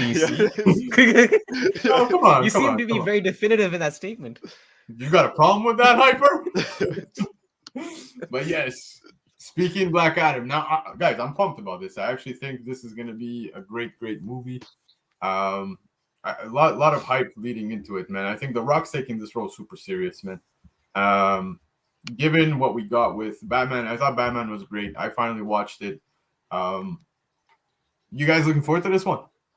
Yeah, listen. I feel like this is going to be one of those sleeper hits in the fall mainly because look, even before we even got official word on this movie, The Rock was lobbying hard to get this project off the ground. So even though he's just he has a starring role, I'm sure has some behind the scenes involvement because I for his sake, I know that he would want this to be a success because I don't think he wants this to be a one and done. I'm pretty sure he has a lot invested in this. So I feel like we're gonna be pleasantly surprised with this movie. Same. Marvel, Keys. I really liked the first Shazam movie. I mean, I wasn't expecting a whole lot. I mean, it's a little kid who gets superpowers. I mean, really, I didn't have a very high bar set, but you know what? They're both overpowered characters. So, it's kind of going to be a nice change from seeing, Batman running around, shooting a gun, kicking someone in the face. So I like when they have, overpowered characters like this and, Wonder Woman and stuff like that. So I'm pretty excited for it. It's going to be good. Same. Keys is just jealous. That's all that's going on right now. I can see it. I see it in his face. I'll talk about it. We're going to skip this like I skipped leg day. So let's just go. Confirmed. So no opinion. Yeah, but okay, guys, we'll move on. Next one. Push it to the limit. So we just spoke about Doctor Strange. Now the MCU fans are debating if this movie pushed the boundaries. Doctor Strange, Multiverse of Madness, PG-13 rating, worthy or not? Some think that it deserves higher, to be honest. Which really, man, I think people are just overreacting. Man. Yeah, what the hell is this? So soft? Yeah, real soft, man. Fuck that shit. This was perfect where it was. If I don't know, 13 years old. I was not scared of seeing zombies, man. I don't know why people are so. What is the next rating after that? 14? Is it 14 plus usually? I guess I have no idea. I'm not. No, I think it would be wouldn't it be 16 or 18? Oh yeah. Because 14 and 13 isn't much of a difference. Oh man. Well, 14 plus. I mean, there's kind of that little leeway, yeah. But you know what? I mean, I know we keep on saying this is Marvel's dive into the horror realm. I don't think it was necessarily horror, but it was frightening.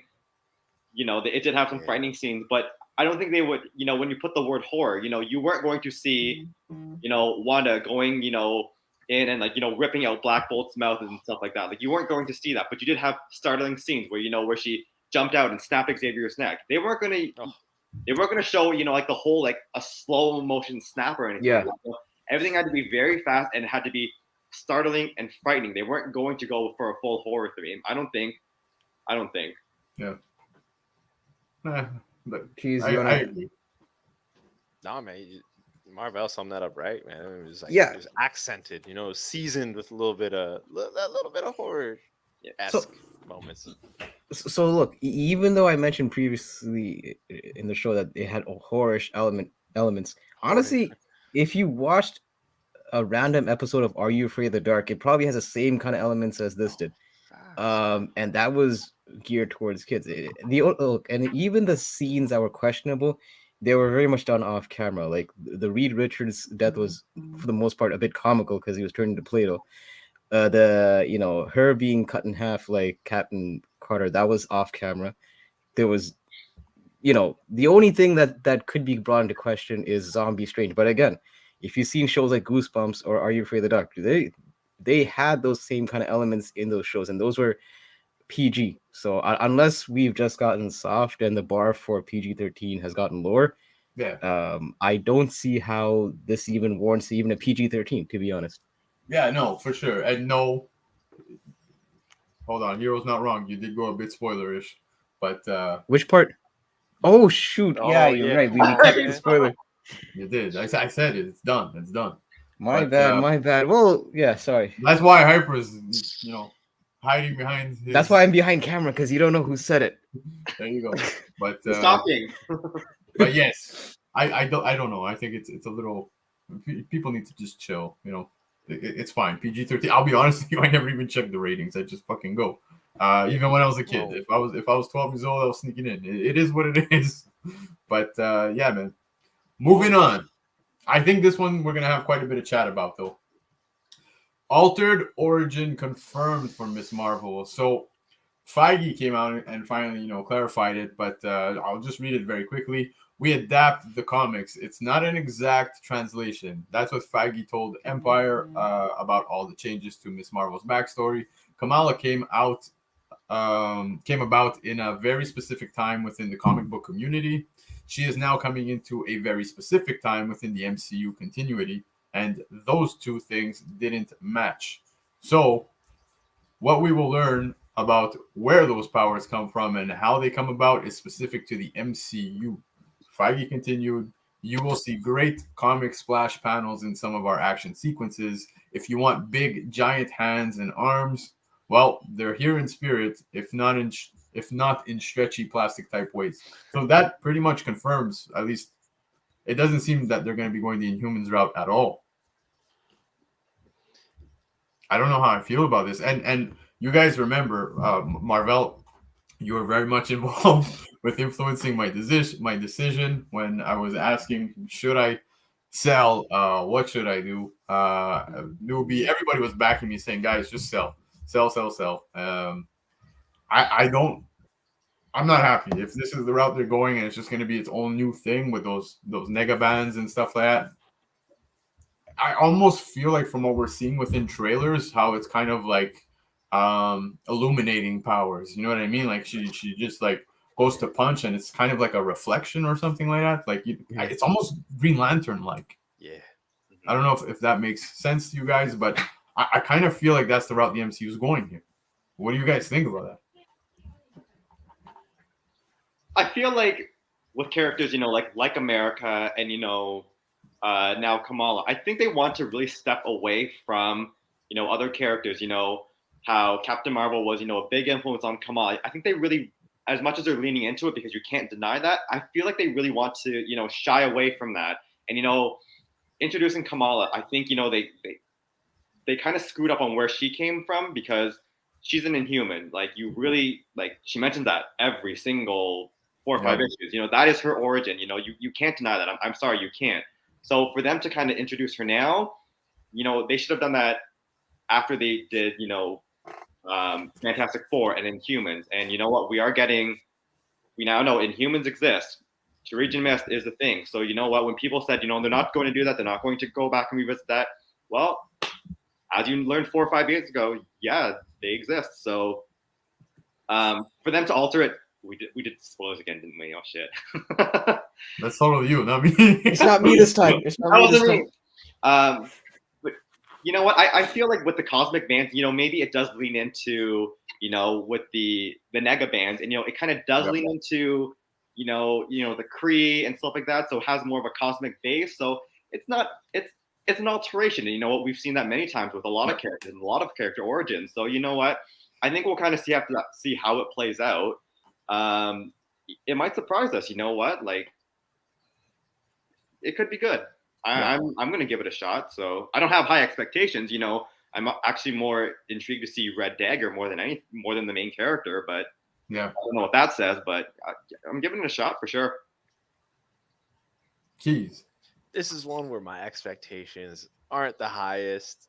I'm going to come in as a complete casual and just watch it for what it is. I feel like personally, okay, yeah, I understand that there's some alterations here, but this one doesn't hit as hard as like Scarlet Witch and Quicksilver not being mutants or related to Magneto. That is a hard pill to swallow that we all had to swallow. Yeah. And it turned out okay. I'm still butthurt over it, I'm not going to lie, but it turned out okay. So I'm going to trust the process and just let this be, let it go. Yeah, so Wesley, I think you just might have hurt Marvel's feelings for reminding him, but yes, that makes perfect sense. That's why his room got dark. Yeah.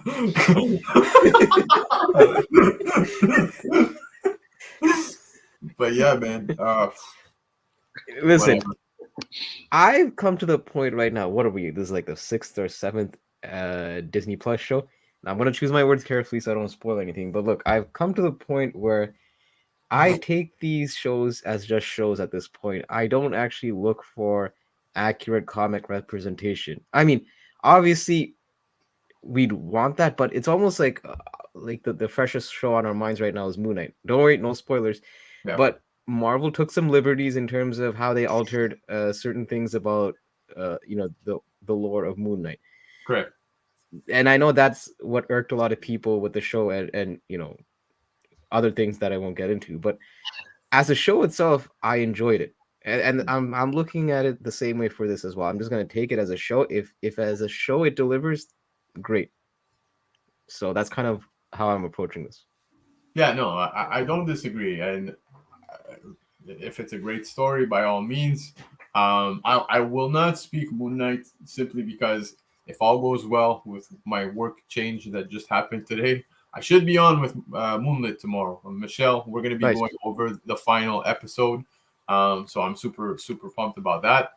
If you guys haven't yet, go sub up to Moonlit Comics. She's got such great stuff coming out as content. But yeah, so all goes well. I'll be speaking about that tomorrow. But for today, speaking Miss Marvel, I agree. As long as it's a good story, I'm okay with it. Makes sense within the MCU. It's just, again, like, I just don't know how I feel about a change. In an origin story, I guess okay. You know what I mean? It kind of pissed me off, like Keith said, how they did with Wanda, Quicksilver, even Peter Parker in this current MCU. It's a completely, totally different story. Like, and it's understandable. You know what I mean? Like, I see where they came from because we've gotten the origin story so many times, but I mean, they totally changed it. On Peter Parker, and I've been very expressive on how I felt about that within the MCU, but we'll see where they go with this one. I don't want to think too hard on it, but I do want them to give some love to the Inhumans, man. I think they've not seen their proper day in the MCU. That's all I'm saying. So who knows? But yeah, man, guys, that was comic news. But yeah. But guys, that leaves room for one more segment. What is it? It's Tradecentre, baby. It's Tradecentre. I saw you switching books real fast. I traded. You did good. I think you miscalculated the time you had, but yeah, we'll go through these ones very quick, somewhat based off of Doctor Strange. One of them, not so much, but whatever. Let's just get into it. We've got 2 trade scenarios for tonight. So the first one being Captain Carter #1. Everyone's been speaking about this 1 in 25 CGC 9/8 first appearance of Captain Carter in comic books. And then you get the Eternals one, CGC in a 9.6, origin and first appearance of the Eternals. Now, the reason why I picked the Eternals is because I actually think it's still an undervalued book, especially after the movie. It's taken a drop. If you had the coin right now to pick up either of these, which ballpark in the same range, where are you going? We're starting with you, Margot. Oh, me. I'd go Eternals. No question. You know what? The movie didn't give a fair representation of it. I get it. Not everybody liked it. I had no problem with the movie. I really liked it. Yeah.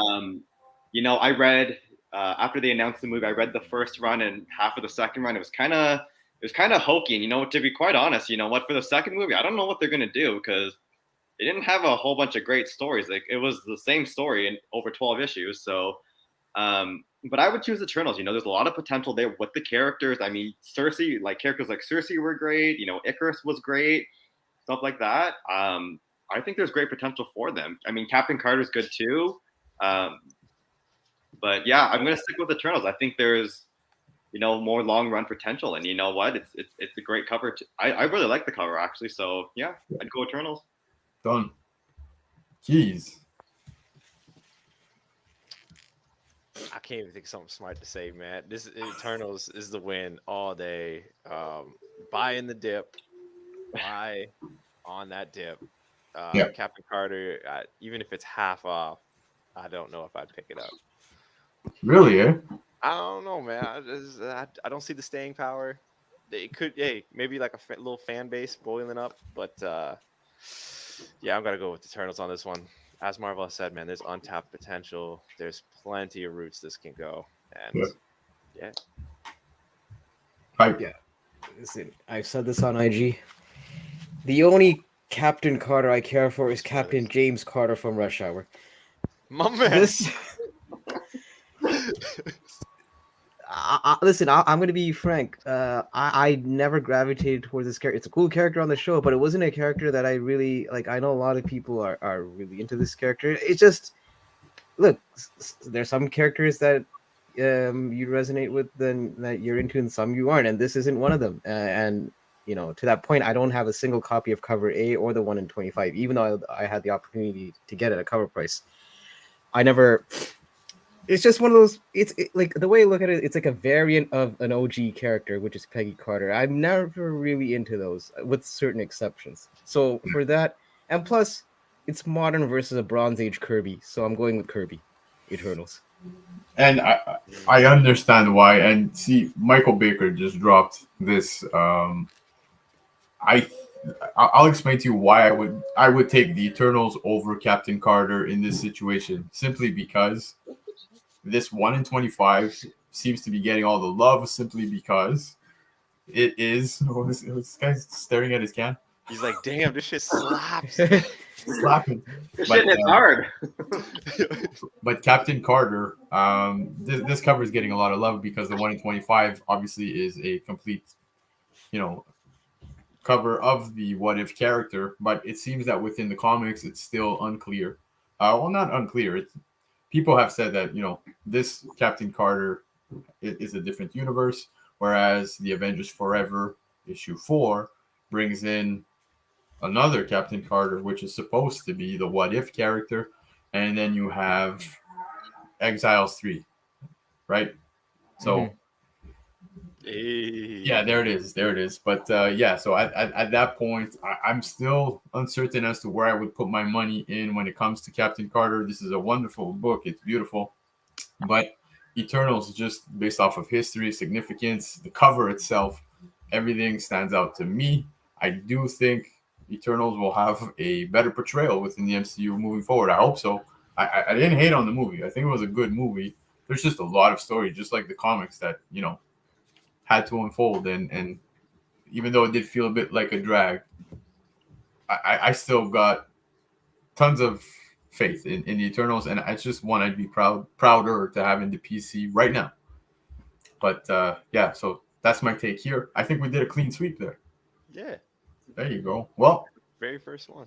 I'm curious to see what you guys are going to say about the next one. It's the last one, but Vengeance 1, CGC 9.8, first appearance of America Ooh. Chavez. And then you got Fantastic Four 45, CGC 8.0, first appearance of the Inhumans and Lockjaw. Oh, Lockjaw. But yeah, man. Guys, what are you doing in a situation like this? Yes, like we were just saying, the Inhumans, will they get their day within the MCU? Who knows? Potential spec. But now we've got a character like America Chavez who has had her time in the MCU and it's looking promising. What's your take, guys? You know what? I did like the introduction of America Chavez.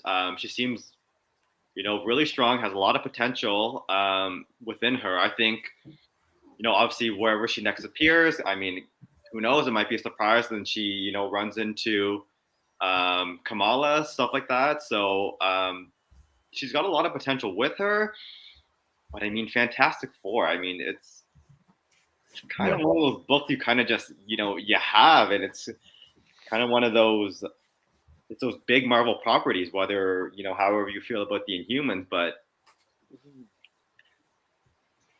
yeah, I might have to go with the Inhumans, but you know what? That's not to dismiss America. She's got a lot of potential with her. So, but yeah, Inhumans for sure. Even though 46 is the better cover. Yeah, it is. Well, Keith. Man, this is a hard one for me, man. Right? Chavez, And just so you know, the reason for the gradings, guys, it's because those are within the same price range. yeah, Okay, so Right. and that's why I'm like, yo, but what is the staying power of this Vengeance one? You know what I'm saying? How long is it gonna stay at this price for? Is what I'm kind of debating here. Ah, man, but Lockjaw, aren't we getting like a Pet Avengers project soon or something? Like an animated? Yeah, I think that's gonna be an animated TV Well, series that possibly. quadruples the price of Fantastic 445 with that big project there. This is going to be such a success. So I'm going with Fantastic 445. I mean, hey, it's classic. Man, you can do a lot more with the Inhumans than you can with America Chavez in the MCU. I don't know how long she's going to stick around for. Is she a one and done? I don't know. Is she a two and done? Who knows? No, she's training right now. She's very niche. She's a niche character. You're gonna be come in handy every once in a while. You know what I mean? Yeah. I gotta go Fantastic 445 on this, man, just because it's just gonna stay a classic, Yep. So, Yeah, So listen, I'm gonna play devil's advocate. I'm gonna swing to the other side, and I'm gonna pick Vengeance 1. Look, I know conventional wisdom and popular opinion would be to always go silver, bronze over modern, but in this case, again, I'm gonna go back to my argument about characters that I'm more into, and I feel like, look, I'm not the biggest Inhumans fans. I know I'm gonna get crucified for that, but Inhumans are cool and all that, but it's not like they're like my it team or anything like that. Whereas America Chavez, I do feel she has potential in the MCU, and I have read some of her stories in comics, and I am interested in the character. And the thing is, the person that's portraying her, she's still in her early teens, so she's clearly slated to be in the MCU for a while. Like, they wouldn't have cast us. Like, we're not gonna get old lady Chavez anytime soon. So No. I just feel that and just the way she was set up right from the get-go with Multiverse of Madness, no spoilers.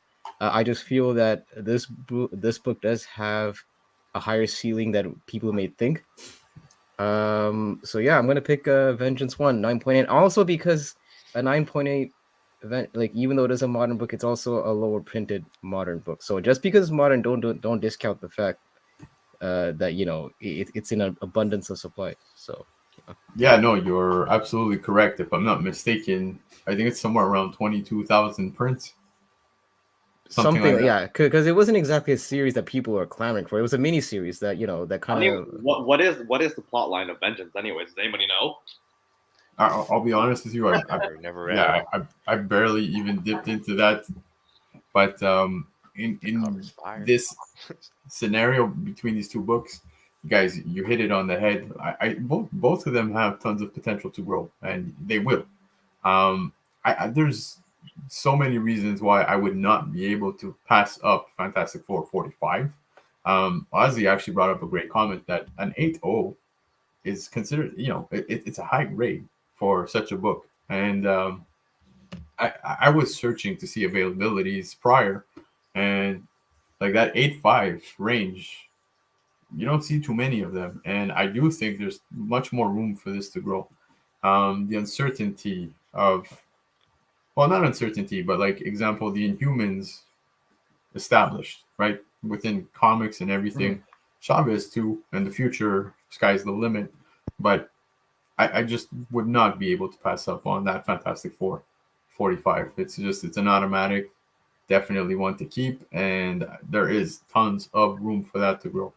I still think, sorry, like I said, whether the Inhumans come into the MCU or not, preference-wise, I'm going Fantastic Four 45. I just want to add one thing, because I know that people are bringing up print count and values and all that. That Vengeance one, like, keep in mind, that book was already a pricey book pre-announcement of America Chavez in the MCU. So the floor for that book, like I know that there is a bit of volatility if we look at just her future in the MCU. But even, what was it? Hyper the strongest Illuminati was. Hey, listen, to each their own. But listen, the floor for this book wasn't exactly that low to begin with, even pre-MCU announcement. So, even if like this book still has its retaining value. Yeah. Well, do you think putting Vengeance to the Inhumans was fair? If we would have gone modern to modern, do you think maybe against a 0.1 with Kamal is a more fair representation? I mean, I think we all jumped on that, it's an older book, it's a classic, this, that, or whatever, where, for a lot of people, FF45 is a Grail book. You don't have very many people saying that Vengeance 1 is a Grail book. No, for sure. But the reason why we do such things like this as a trade center scenario is simply because there are people that look to move such books, right? For example, one or the other. Now, when you look at price ranges, and if books like this are within the same price range, if I dropped, let's say this is, I don't know, $2,000. I'm just dropping numbers, but let's say I gave you $2,000 and you had to pick between these two books right now. What are you doing? It's really what the trade center scenario represents. So, right. We've had moments where we put up Black Panther 3, the 1 in 25, versus the first appearance of Black Panther in a low grade. People are going on eBay spending this money right now on Tosin, right? Where they could have purchased the first appearance of Black Panther himself in a lower grade. So it's just to give you guys an idea of what the current, spending cash within these trade scenarios can equate to, and what decisions would you make at that point. So, and I wonder if some of our hesitation leads into, what does anybody really know about America Chavez other than what they gave us last year as a 5-issue origin story to rewrite her origin story? Yeah. So, you know what? I think that's kind of where it comes into it. America Chavez, what does she really have going for her other than she's young, she's Latino, and she's I think she's bisexual, or yes. One of the two. Other than that, you don't have a lot of people who say she doesn't have a very big presence in the comics. So I think that's kind of why people are so hesitant on her, because she's not a strong face in the comics of like the next gen, and stuff like that, like Miles is, like Spider-Gwen and stuff like that. So it's funny because the first appearance of Kamala Khan actually commands less coin than this book right here. And Kamala Khan is more, at the forefront when it comes to Marvel and comics, right? Yeah, and to bring up Marvel's scenario, but if we swapped, let's say, FF45 with that first Kamala Khan, to me it would be a bit of a tougher decision, because it goes back to my thing about characters that I kind of gravitate towards. Like I said, Inhumans wasn't really my jam, whereas if you put Kamala Khan, I did like Kamala Khan in the comics and all that. So for me, I actually would be picking Kamala Khan over America Chavez. Again, that's just preference of character, not so much value per se. Wow. No, and it's totally understandable. That's a personal preference. Well, guys, that was it, man. That was Trade Center.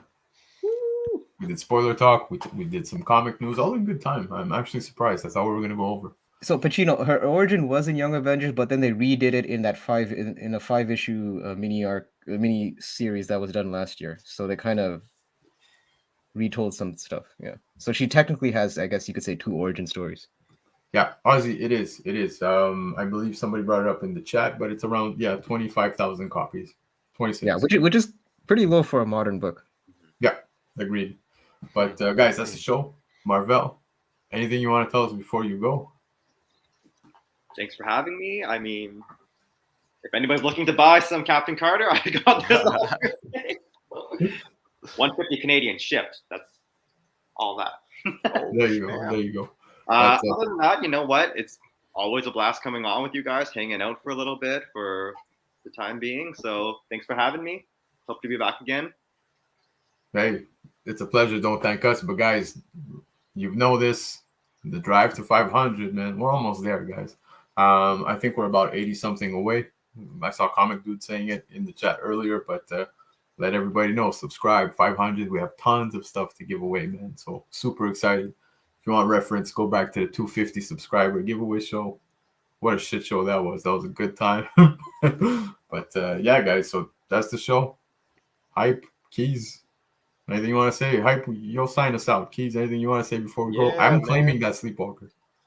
Yeah. Look at my dead body.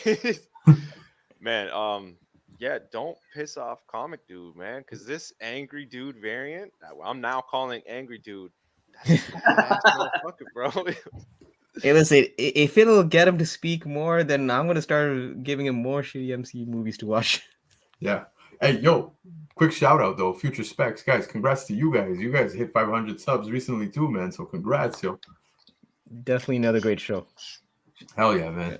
Thanks, guys. We appreciate it. So, guys, Hype, do you want to sign us out? Actually, before I do, I'm going to be in rare form, and I'm actually going to be pulling double header. I'm actually going to be hopping on Hoodrat's channel at 11 p.m. Eastern as a special guest. So, in the West Coast, if you guys are tuning in, 8 p.m. Pacific, 11 p.m. Eastern, I'll be there. Awesome. But other than that, listen, if you spec'd on some of these books for Multiverse of Madness and you've gotten broke from your failed spec, you could always visit your local library. Yep. Every time.